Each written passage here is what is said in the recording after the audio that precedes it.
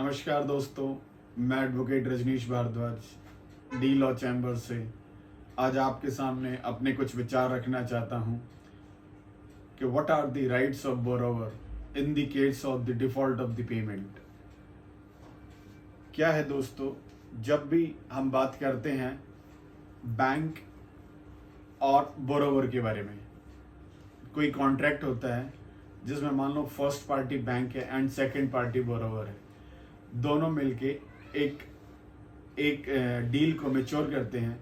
जैसे कि अगर मान लो कोई बोरोवर कुछ बैंक से पैसा लेता है या वही क्लाइंट बैंक में पैसा डिपॉजिट करता है, there are two things, banks are accepting deposit and lending money. ये दो चीज़ें होती हैं जो बैंक करता है, जो बैंक एज ए इंस्टीट्यूशन करता है।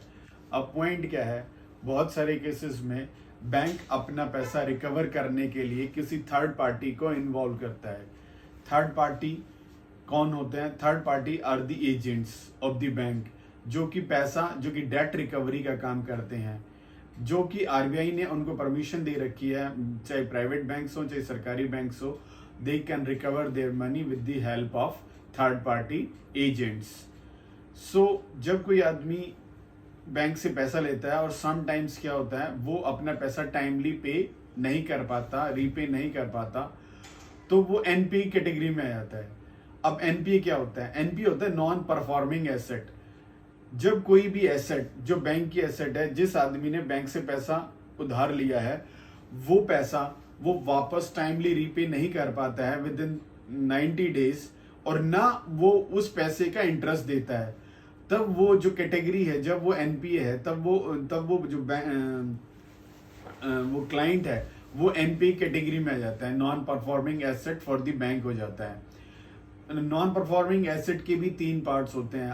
कोई एसेट ऐसी है जो 1 साल तक पैसा वापस नहीं करती, कोई ऐसा है जो 2 साल तक नहीं करता, और कोई 3 साल तक नहीं करता। उन सब की भी अलग अलग कैटेगरीज होती हैं। अब मेरा पॉइंट क्या है इस वीडियो को बनाने का? मेरा पॉइंट ये है आज इस वीडियो को बनाने का, क्या जब एक क्लाइंट रीपे नहीं कर पाता है बैंक को पैसा, तो क्या थर्ड पार्टी एजेंट्स कोई हरासमेंट कर सकते हैं क्लाइंट के साथ, या उनके साथ कोई ह्यूमिलिएशन कर सकते हैं? क्या जो अगर ऐसा करते हैं थर्ड पार्टी एजेंट्स यानी कि रिकवरी एजेंसीज, क्या ये एथिकल है? क्या ये लीगल है? नहीं, मैं कहता हूं बिल्कुल नहीं, ये बिल्कुल अनएथिकल है। सुप्रीम कोर्ट की गाइडलाइंस है, हाई कोर्ट की गाइडलाइंस है, इवन आरबीआई की गाइडलाइंस है। कोई भी बैंक थर्ड पार्टी एजेंट जिसका यूज करते हैं रिकवरी ऑफ फंड्स के लिए, वो कोई भी अननेसेसरी, इलीगल, अनएथिकल स्टेप्स किसी भी क्लाइंट के अगेंस्ट नहीं उठा सकते, उसको हरासमेंट नहीं कर सकते। बड़ी सारी जजमेंट आई है, पहले भी सुप्रीम कोर्ट की जजमेंट आई। जजमेंट की बात करते हैं हम।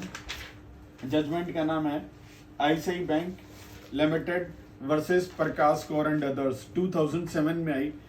इस केस के बारे में थोड़ा सा आपको बताता हूँ।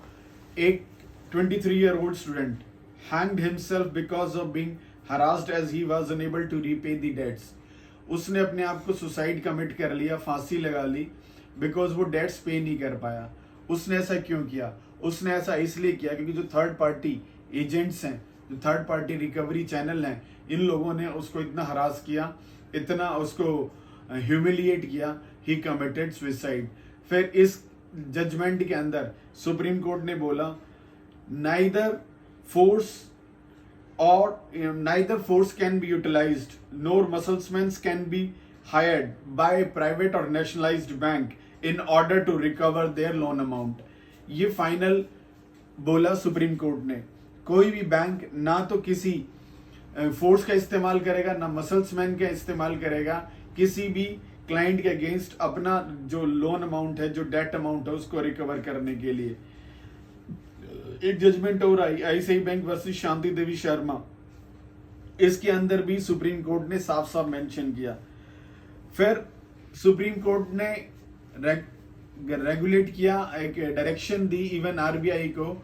आरबीआई ने बोला है, अगर कोई भी बैंक, चाहे वो प्राइवेट हो चाहे वो नेशनलाइज्ड हो, अगर कोई भी ऐसा कदम स्टेप्स उठाते हैं जिसके कारण कोई आदमी हरास होता है या कुछ होता है, तो वो क्लाइंट वो पार्टी वो जाके आरबीआई के ओम्बड्समैन में कंप्लेंट कर सकती है और उस कंप्लेंट के बेसिस पे नंबर 1, नंबर 2 क्या कर सकती है, पुलिस स्टेशन में जाके under the Indian penal code 1860 FIR launch करवा सकती है under section 506, under section 509 and even extortion का केस भी दाखिल कर सकते हैं उस बैंक के ऊपर अंडर सेक्शन 380।